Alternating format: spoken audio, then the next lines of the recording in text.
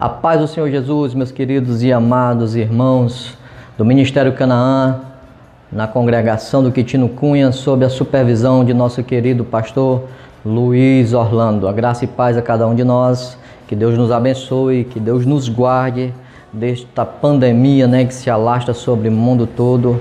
Fato esse que nos deixa isolados sob o decreto de nosso governo e por isso, irmãos, estamos fazendo a nossa primeira aula do segundo trimestre de 2020 por meio de vídeo. Foi uma estratégia, irmãos? Porque esse é um desafio, irmãos. Continuar propagando o Evangelho de Jesus Cristo, continuar dando suporte aos nossos irmãos por meio da oração, irmão? Por meio dos ensinos da palavra e com essa estratégia, irmãos, a gente está fazendo esse primeiro vídeo da nossa escola bíblica dominical. Seja bem-vindo à nossa Escola Bíblica Canaã e hoje vamos iniciar um tema novo, irmãos, um tema bastante interessante. Hoje, dia 5 de abril de 2020, iniciamos mais um trimestre. E nesse trimestre, irmãos, nós, a classe dos adultos, temos uma lição riquíssima, irmãos. Uma revista abençoadíssima, irmão. Essa é a nossa revista, Essa é a nossa revista desse segundo trimestre, que tem por título A Igreja Eleita, redimida pelo sangue de Cristo e selada com o Espírito Santo, para dar continuidade nesse ofício, nesse serviço sagrado que é de suma importância para a igreja, a escola bíblica. Então, sejam bem-vindos à nossa Escola Bíblica Canaã, que Deus abençoe e conceda entendimento, que abra seu entendimento, que conceda o discernimento espiritual das lições que aqui estaremos abordando. Hoje inicia-se mais um trimestre. Hoje, dia 5 de abril de 2020, iniciamos mais um trimestre, E nós, as salas dos adultos, temos uma lição riquíssima, uma revista com lições riquíssimas. Essa é a nossa nova revista, que tem como título A Igreja Eleita, redimida pelo sangue de Cristo e selada com o Espírito Santo da promessa. Que coisa tremenda. Essa revista, irmãos, é riquíssima, viu? Essa revista só não aprende quem não quiser. Essa revista, só a capa, meu Deus do céu, aqui é tremendo. Olha a capa. Uma epístola, uma coroa e um selo. A capa já tinha tudo, A Igreja de Cristo. A Igreja de Cristo, a Igreja eleita, selada com o Espírito Santo. Maravilha. Nessa revista, irmãos, vou fazer uma leitura aqui panorâmica das lições. Olha que coisa maravilhosa. Hoje a gente vai iniciar com a primeira lição. E a primeira lição diz o seguinte, a lição 1, Carta aos Efésios, saudação aos destinatários. Lição 2, sublimidade das bênçãos espirituais em Cristo. Lição 3, a iluminação espiritual do crente. Lição 4, eleição e predestinação. Lição 5, libertos do pecado para uma nova vida em Cristo. Lição 6, a condição dos gentios sem Deus. A 7, Cristo é a nossa reconciliação com Deus. 8, edificados sobre o fundamento dos apóstolos e dos profetas. A lição 9 tem o seguinte tema: o ministério da unidade revelado. Na lição 10 temos a intercessão pelos Efésios. A lição 11, atributos da unidade da fé, humildade, mansidão, longanimidade. Lição 12, a conduta do crente em relação à família. E a lição 13, para a gente finalizar, a batalha espiritual e as armas do crente. Esse é o conteúdo dessa revista, irmãos. Por isso, irmãos, venhamos nos empenhar, irmãos. Já que a gente está sem condições de comprar revista, porque está tudo fechado, mas tome nota aí, pegue um caderninho, pegue uma caneta e vai anotando, que eu pausadamente aqui vamos fazendo uma lição aqui, um estudo bem bacana, devagarinho, para você estar sendo edificado pela palavra de Deus. Tome nota, pega um caderninho, vá anotando até nós voltarmos à normalidade, aí compramos o conteúdo e assim damos continuidade. Mas até lá, irmãos, esse videozinho aqui que a gente está fazendo aqui vai continuar no nosso canal. Por isso eu peço, irmãos, humildemente, encarecidamente, Dê um like aí no nosso vídeo, se inscreva no nosso canal, faça subir o nosso canal da igreja, a fim de que a igreja possua mil inscritos mais ou menos, para que a gente possa estar transmitindo os nossos cultos online. Colabore com a gente aí, em nome de Jesus, amém? Vamos iniciar a nossa lição, porque o tempo não para, e na TV, meu querido, o tempo é corrido, amém? Vamos dar início aqui. O textuário da nossa lição, o textuário da nossa lição está escrito em Efésios capítulo 1, verso 2.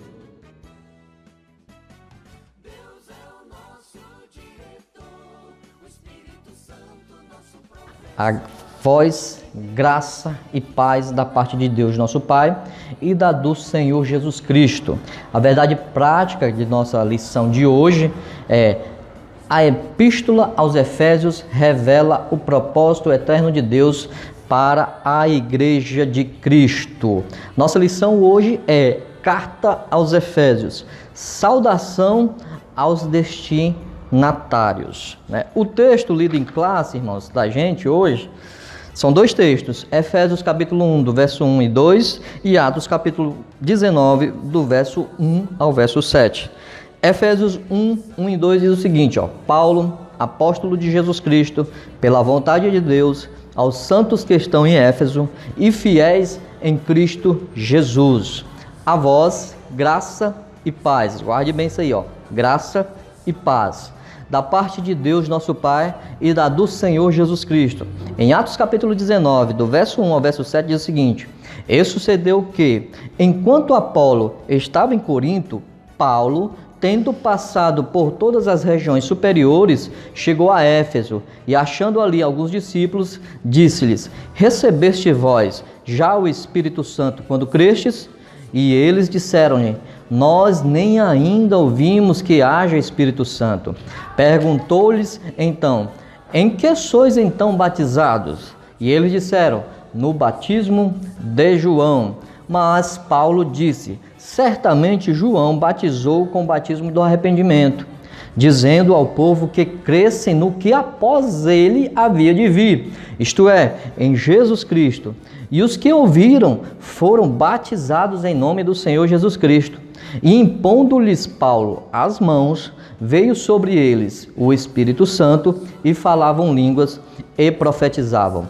Estes eram ao todo uns 12 varões. Irmãos, o objetivo geral desta nossa lição é mostrar o propósito divino na epístola aos Efésios. Mostrar o plano de Deus nesta epístola, que essa epístola é riquíssima em revelar esses propósitos de Deus.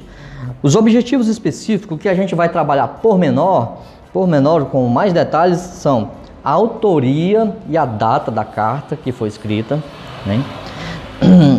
A gente vamos identificar a quem foi dirigida a epístola, por quem foi dirigida a epístola aos Efésios, ou seja, quem escreveu, e explicar o propósito da escrita e a mensagem contida na epístola. O assunto desse trimestre é a carta aos Efésios. Nela estudaremos gloriosas doutrinas e orientações pastorais para a vida prática.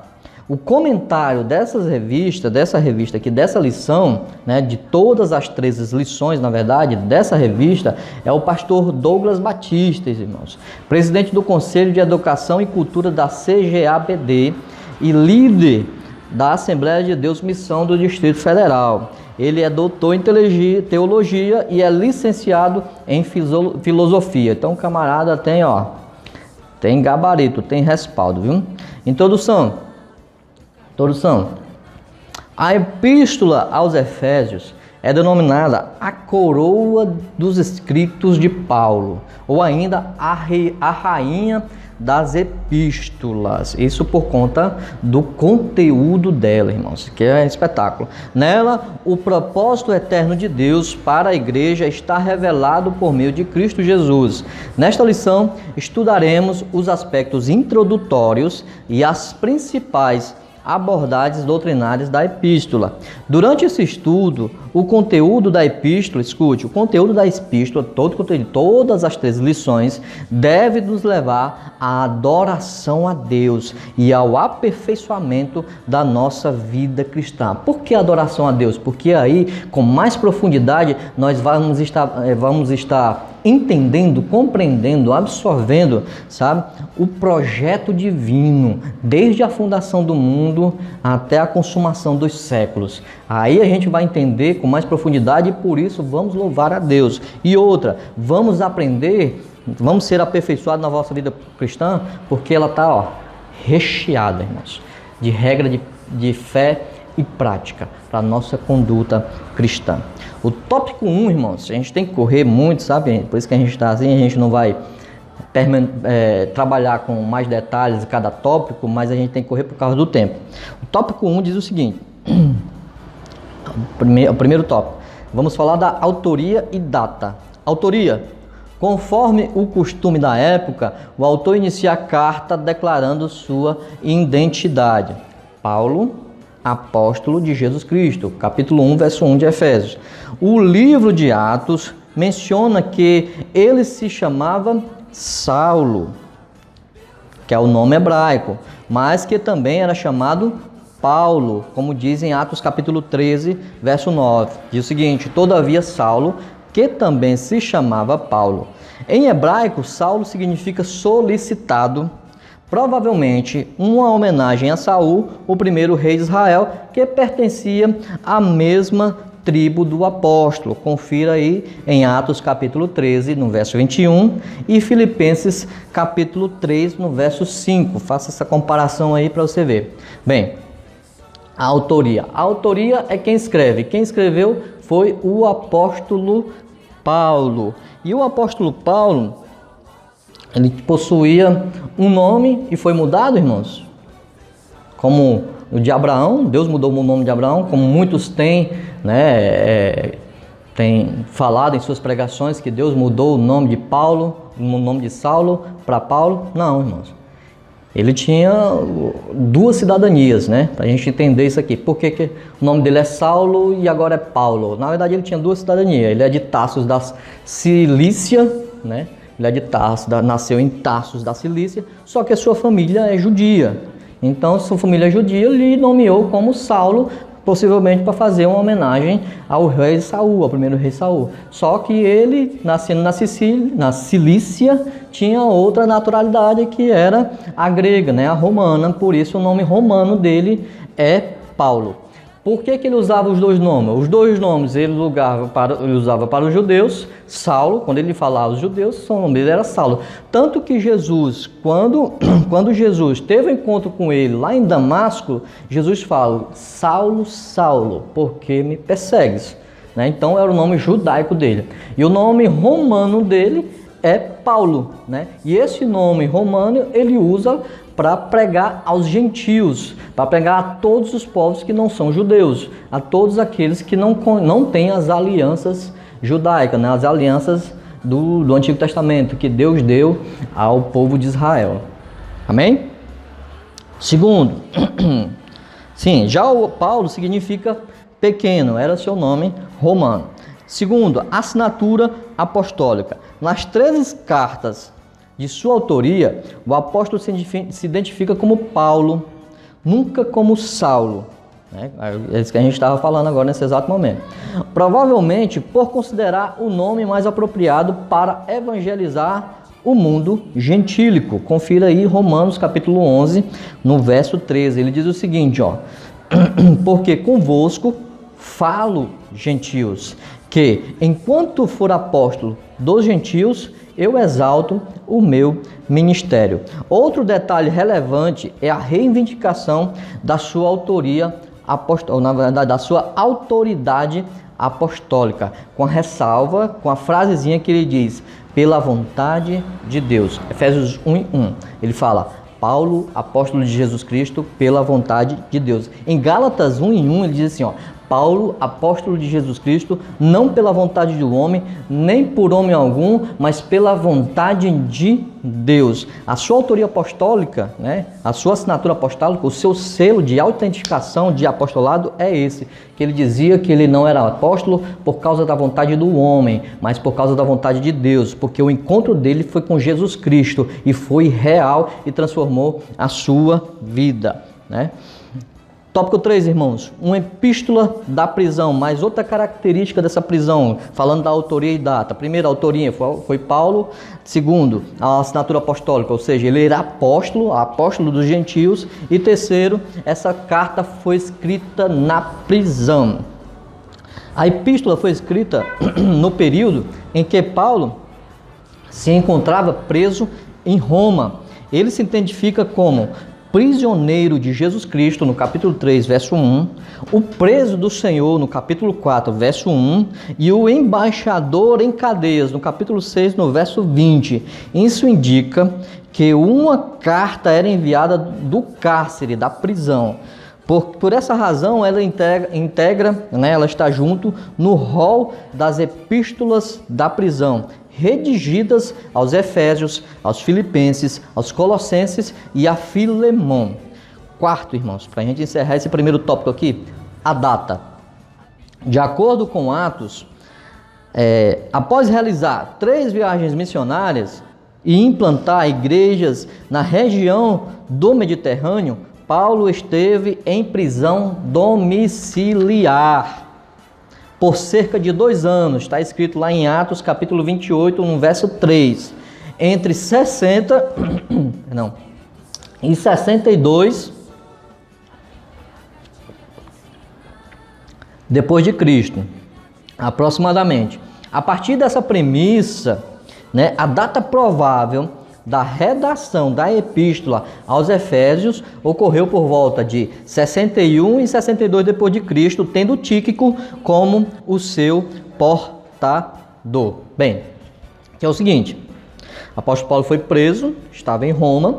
Como o imperador não viu nele o que condenar, deixou ele em prisão domiciliar por 2 anos. Essa prisão domiciliar é como se fosse o regime semiaberto, né? O camarada pode ficar em casa, só não pode sair do país, porque assim que o rei, no caso o imperador, quisesse a presença dele para ele testemunhar, sabia onde buscar, e ele estava lá e estava resguardado com os soldados lá também, né? Essa casa era alugada, ele alugou essa casa e passou 2 anos lá e tinha liberdade de pegar o evangelho e tinha liberdade de receber pessoas, só não tinha liberdade de sair de lá. E nesse período, nessa prisão domiciliar, é que ele escreve a epístola aos Efésios. A síntese desse primeiro tópico é o seguinte, ó, o apóstolo Paulo é o autor da carta aos Efésios e a sua data de autoria se dá por volta dos anos 61 e 62 a.C.,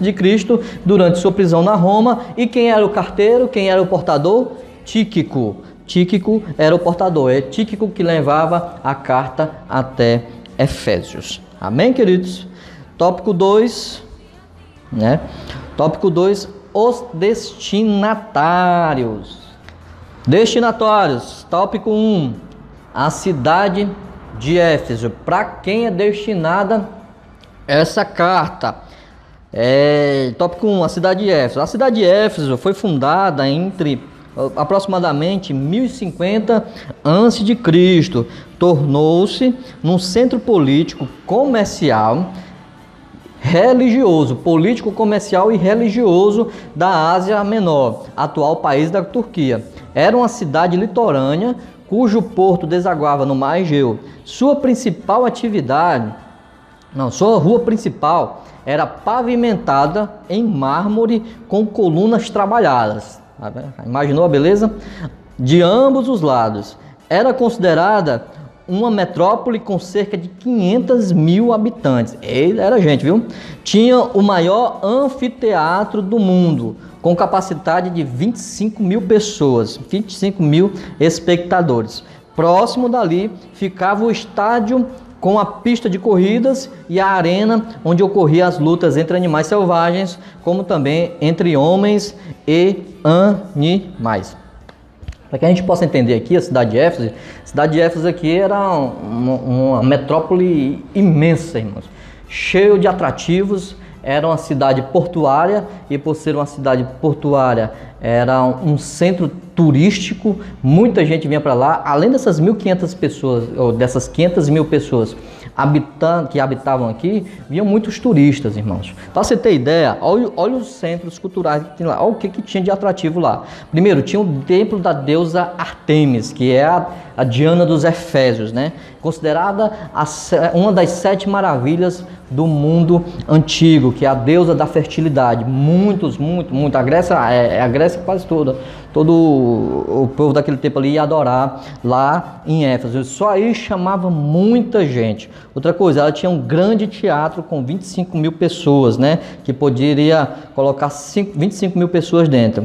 Além disso, tinha praças comerciais, né? Que vendia de tudo, né? E a sua principal atividade era a fabricação de nichos de prata, né? Dos ídolozinhos de prata da deusa Ártemis, né? E a venda ali era muito, a busca muito era demais. Tinha biblioteca, tinha ginásios esportivos. Um desses ginásios esportivos era a pista de corridas, né? De cavalos, né?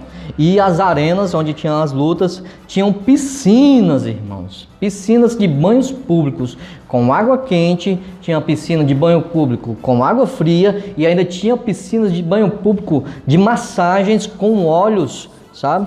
Com óleos. E além disso tinha muitos casarões lá. Então era uma metrópole magnífica, chamava muita atenção. Por isso muita pessoa estava por lá, né? Segundo, a religiosidade de Éfeso. A cidade abrigava o templo de Ártemis, a Diana dos Efésios, a deusa da fertilidade, construída em mármore. A economia da cidade dependia dos milhares de turistas que a visitavam.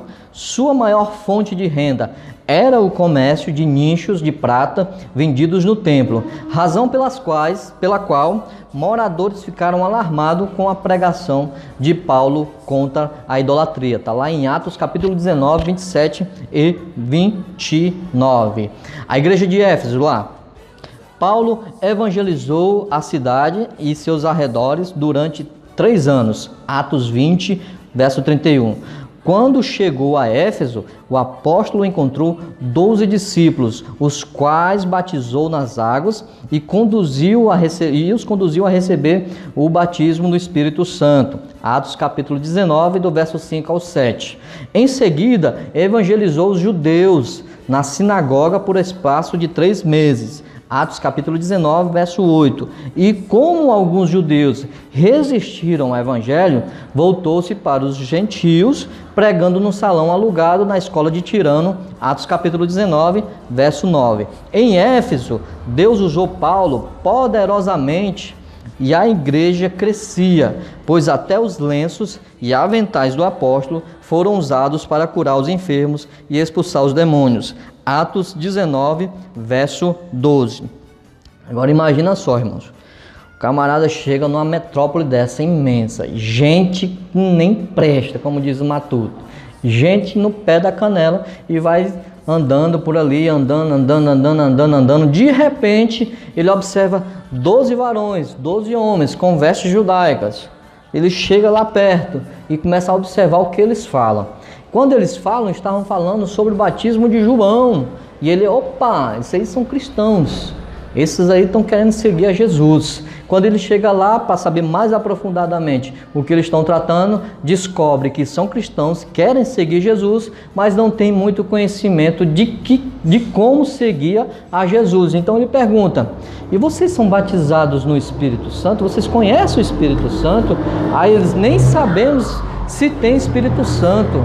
Com isso, eles têm pouco entendimento, irmãos, nem do Antigo Testamento, que fazia as promessas do Espírito Santo. Então, eles dizem o seguinte, nós só conhecemos o batismo de João. Aí Paulo vai explicar o que era o batismo de João e eles aceitam o testemunho de Paulo, dizendo que Jesus Cristo é quem João anunciava, né? Que João estava batizando para arrependimento, para a remissão dos pecados, para a purificação dos pecados, mas viria outro, né? Que batizaria até com o Espírito Santo, e é esse Jesus a quem Paulo prega. E eles aceitam o testemunho de Paulo, e entrega suas vidas a Jesus. Paulo ora e são batizados com o Espírito Santo na mesma hora. Ali começa a igreja nascente em Éfeso. Dali eles vão para onde? Para as sinagogas, onde estão os judeus, e lá tem muito judeu inflamado, meu irmão, sabe?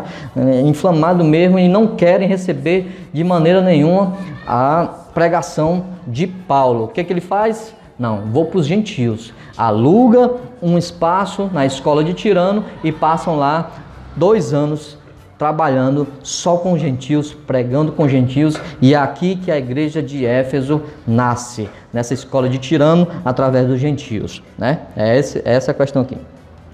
Grandes líderes na igreja também passaram por Éfeso. Apolo, né, ministrou ali e foi instruído por Priscila e Áquila.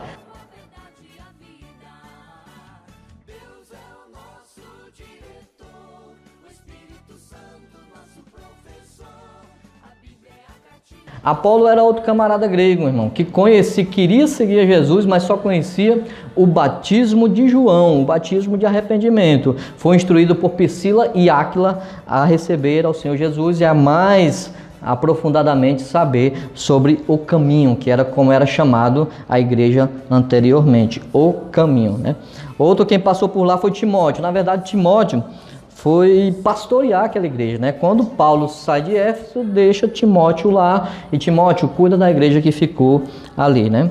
E também, segundo Irineu, que é um dos pais da igreja, né? Do ano de 130 a 202 depois de Cristo, ele é bispo grego, né? Do primeiro século. Ele diz que o apóstolo João também liderou ali a igreja. O apóstolo João, o amado, né? E o evangelista, né? João também foi pastor na igreja em Éfeso, e junto com ele Maria, mãe de Jesus, né? Maria, mãe de Jesus, ficou sob a responsabilidade de João, e os dois foram líderes naquela igreja em Éfeso. O subtópico 4, a saudação epistolar, a saudação da epístola, como Paulo inicia essa epístola. A saudação é a mais breve dentre todos os escritos de Paulo. Ele se dirige aos santos e fiéis em Cristo Jesus, capítulo 1, verso 1. Isto é, aqueles que foram separados e consagrados para serem propriedade exclusiva de Deus, de acordo com 1 Pedro, capítulo 2, verso 9. Né? Paulo os cumprimenta com as palavras graça e paz. Uma expressão que lembra o favor imerecido de Deus,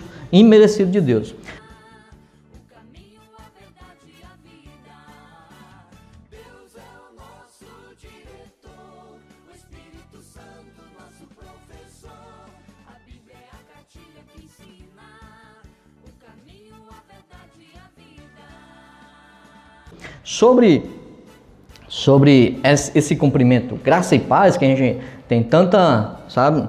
A gente fala tanto, né? Graça e paz, graça e paz, graça e paz, irmão, graça e paz, irmão Glauber, sabe? A gente fala tanto isso, mas parece que a gente não entende a profundidade do que é isso, graça e paz. Eu tirei um comentário aqui da primeira epístola, da primeira revista, em 1999, sobre Éfeso, nos comentários de Elianai Cabral, que é um dos comentaristas da CPA dele, diz o seguinte: olha que coisa interessante, ó.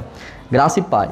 Os judeus usavam apenas a palavra shalom, que quer dizer paz, mas os cristãos primitivos acrescentaram-lhe mais outra palavra, graça, e passaram a se cumprimentar com graça e paz, dando uma maior significação a esta saudação. Graça expressa o favor soberano de Deus para com os homens, como fonte de todas as bênçãos, e paz, o ato reconciliador do homem com Deus por meio de Jesus Cristo. Graça e paz são dádivas, tanto do Pai como do Filho. Entendeu o que é graça e paz aí, irmãos? Agora vamos cumprimentar cada um dos irmãos com graça e paz, sabe? Com a boca cheia, sabendo o que é graça e sabendo o que é paz. Essa paz que o mundo não recebeu e que não sabe o que é. Amém? A síntese desse segundo tópico é o seguinte, vamos para o terceiro tópico para finalizar. A epístola é considerada uma carta circular dirigida às igrejas da Ásia, a começar pela cidade de Éfeso, que era centro político, comercial e religioso da época. Então era uma carta não especificamente para a cidade de Éfeso, mas para toda a Ásia Menor, onde Éfeso era a capital, né, no caso, então. Então era uma carta circular, todos teriam que ouvir, né, de ouvir a carta ser ditada pelo relator, pelo pregador. Tópico 3, propósito e mensagem. Propósito, irmãos. Aparentemente, a Escritura não aborda nenhum problema específico como em outras cartas de Paulo. Para a gente ter ideia, irmão, como é que é trabalhado isso, as cartas que chegavam às igrejas, como é que Paulo falava isso, né? Era por espírito de adivinhação, o que estava acontecendo em determinada igreja? Não. Os irmãos iam lá na prisão e diziam, Paulo, está acontecendo isso com a igreja, né? Na igreja aos Coríntios era a mesma coisa, em todas as epístolas de Paulo, as igrejas era isso, né? Acontecendo isso na igreja. Então, aí o apóstolo Paulo vinha com ensinamento. Então, faça isso, faça isso, faça isso. Nessa carta aos Efésios, aparentemente a gente não nota essas coisas. É esse que o comentarista está querendo passar, que aparentemente não nota essas coisas, porque ele só fala de bênçãos espirituais, só fala, sabe, de coisas elevadas espiritualmente. E a gente não consegue perceber, se a gente lê assim, sem estudar, sem ver os pormenores, os problemas que tinham nessa igreja, como tem em qualquer outra igreja. É esse que o comentarista está querendo passar. Porém, nos capítulos iniciais da carta, percebemos algumas ênfases que sinalizam a solução de certas questões. Por exemplo, uma delas, tem 3 aqui. Uma delas, havia novos convertidos que vinham do mundo helênico e praticavam religiões de mistérios e magia, mas que agora se reuniam com os santos de Éfeso. Não por acaso, o apóstolo Paulo mostra àqueles crentes que o Cristo está no controle do universo, no capítulo 1, do verso 20 ao 22, do verso 20 ao 22. Como em Éfeso, né, se adorava muitos deuses, né, e tudo, poligamia, ou politeísmo lá, adoravam muitos deuses, né, tinha certo tipo de pessoas que praticavam esoterismos, né, que é religiões de mistérios. E alguns deles se converteu ao cristianismo, né? À pregação de Paulo. Para isso, Paulo tinha uma maneira de falar isso. É isso que a gente tem que aprender, nós que somos pregadores, né, do Evangelho, né? Nós, como pregadores do Evangelho, temos que falar a linguagem do ouvinte, entende? Para que o ouvinte compreenda o que nós queremos estar passando para ele. O apóstolo Paulo, no capítulo 1, no verso 20 e 22, está falando que Cristo é sobre toda potestade, principado, tudo. Ele está falando tudo do que aqueles povos entendiam, porque aquele povo que era esotérico acreditava que os poderes estavam no céu, na lua, nas estrelas, na astrologia, todas as coisas. E Paulo está dizendo, Jesus está acima disso tudo, de todo principado, toda potestade, toda hoste espiritual, está acima disso tudo isso aí. Jesus é soberano, ele está à destra de Deus. No texto vai dizer que ele está à destra de Deus. Isso para eles fazia muito sentido, porque para o mundo antigo, estar à destra de Deus é uma posição de honra e de autoridade. Daí eles estavam entendendo, então ele é soberano sobre todas as coisas. O apóstolo Paulo estava falando isso para eles. Hein? Outra questão para eles também era o seguinte, também é possível perceber outro tipo de ênfase do apóstolo. O passado daqueles cristãos que era marcado pela imoralidade, pelas bebedeiras, mas uma vez salvos pela graça, eles deveriam adotar um novo estilo de vida em Cristo Jesus. Aí já vem a parte doutrinária, a partir do capítulo 2, né? A maneira que nós devemos nos comportar em Cristo Jesus. Outra, destaca-se ainda uma preocupação com a unidade e a paz entre os judeus e gentios cristãos, enfatizadas pelo plano universal da redenção para ambos. Capítulo 2, do verso 11 ao 18. O apóstolo Paulo quer dizer assim, de ambos os povos, Deus fez um. Todos dois carecem do perdão de Deus. Todos dois carecem da salvação. Não é você que é gentil, que aceitou Jesus, é melhor do que o judeu que ainda está esperando que vinha um Messias. Não, tem promessa para ele também. E isso ele queria trazer a paz, porque um estava se degladiando do outro. Entende? Não, você está errado, o outro está errado, o outro está errado. Parece ou não parece com muitas de nossas igrejas? Só que o apóstolo Paulo quer trazer a paz, irmãos, e quer que a gente fale a mesma linguagem. Todos nós carecemos da salvação em Cristo Jesus, e isso ele nos deu morrendo na cruz do Calvário para todos nós, eu e você. Eu conhecedor da palavra, você conhecedor da palavra, para todos nós somos salvos em Cristo Jesus. Então vamos alimentar isso, irmãos, da nossa fé, em termos paz uns com os outros, tenhamos a vontade, o desejo de falar a mesma língua, de andar em concordância, para que o Espírito Santo opere em nossas vidas. Segundo, a mensagem de Efésios gira em torno de duas temáticas. Primeiro, Jesus Cristo é a cabeça, e segundo, a igreja é o corpo. Assim podemos classificar os desdobramentos desses assuntos nos seguintes eixos temáticos. Primeiro, a consumação do plano eterno de Deus na pessoa de Jesus Cristo. Segundo, que vai falar no capítulo 1, do verso 3 ao 25. Segundo, a atuação do Espírito Santo como penhor da nossa salvação, no capítulo 1, verso 13 e verso 14. Terceiro, a reconciliação dos povos por meio da cruz de Cristo, capítulo 2, verso 16. Quarto, a revelação do mistério da vontade de Deus por obra do Espírito Santo, capítulo 3, verso 5. E 5, um novo estilo de vida baseado na unidade, na comunhão com o Espírito, na frutificação, ou seja, dando o fruto do Espírito, amor, longanimidade, bondade, na adoração e na intercessão no Espírito, capítulo 4, verso 3 e 30, capítulo 5, verso 9 e 18, e capítulo 6, verso 18. Okay? Os novos relacionamentos conjugais e a luta contra o diabo estão escritos no capítulo 5, do verso 21 ao capítulo 6, no verso 20.